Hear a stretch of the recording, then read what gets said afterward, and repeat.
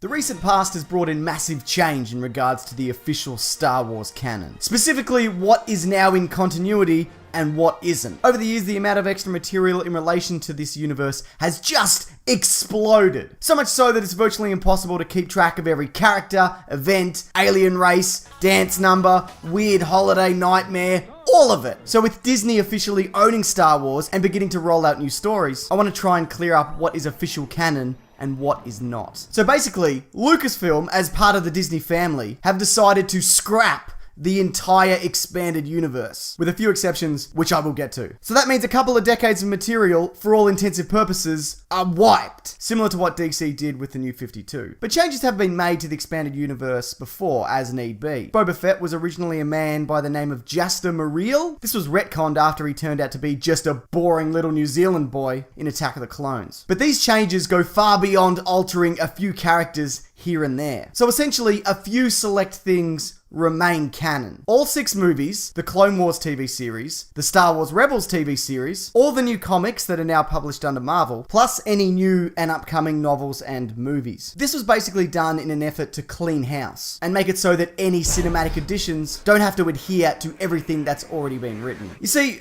from a certain point of view, see what I did there? Bloody Star Wars reference in my Star Wars video. This is a real slap in the face to fans of the expanded universe, especially considering that a lot of the stories that have been told are clearly superior to the prequels. None of this, though, should really come as a surprise. George Lucas, the now former head of Lucasfilm, has been stating for years that he has no real interest in the expanded universe, claiming to never have read anything from that world and referring to it all as some kind of parallel universe. Of course, this has not always strictly been true. A number of narrative elements have made their way into his films. Coruscant first appeared in Heir to the Empire. Ayla Secura was originally intended to be an EU character.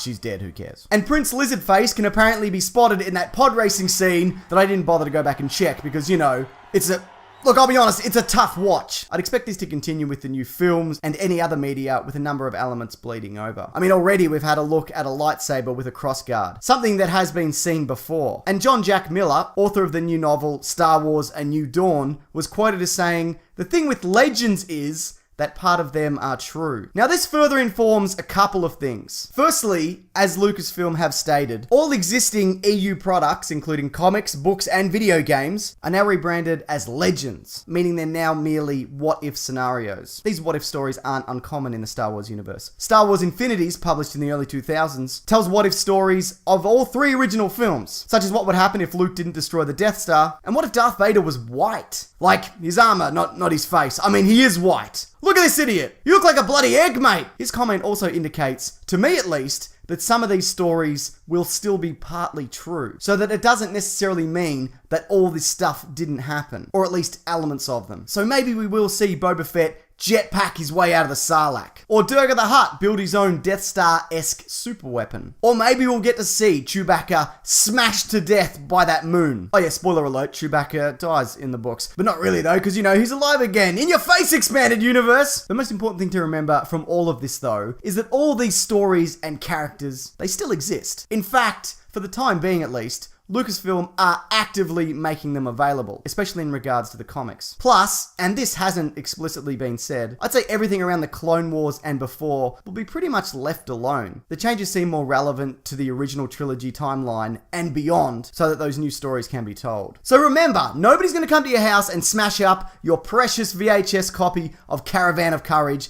That is yours forever. Thanks everyone, and on a semi-related note, I do have a few personal favourite Star Wars Expanded Universe stories, and if you'd like me to make a video on that, let me know, and I guess that I will. In the meantime, I've got a bunch of other Star Wars videos, including this one! A look at the new characters from Star Wars The Force Awakens, and what we know about them. I'll link that below and at the end of this video, along with, I don't know, something else. Maybe this one. Also, I have a podcast. It's called The Weekly Planet. It's about movies and comics and TV shows and whatever. You can find that on iTunes. Again, linked below, or at the terrific comicbookmovie.com. But what do you think about Lucasfilm scrapping the entire expanded universe? Is it best to go on from now with a clean slate? Or maybe they should have been more inclusive about what is canon and what's not. Let us know below if you care about any of that and have something to say. Alright, thanks everyone. Take care.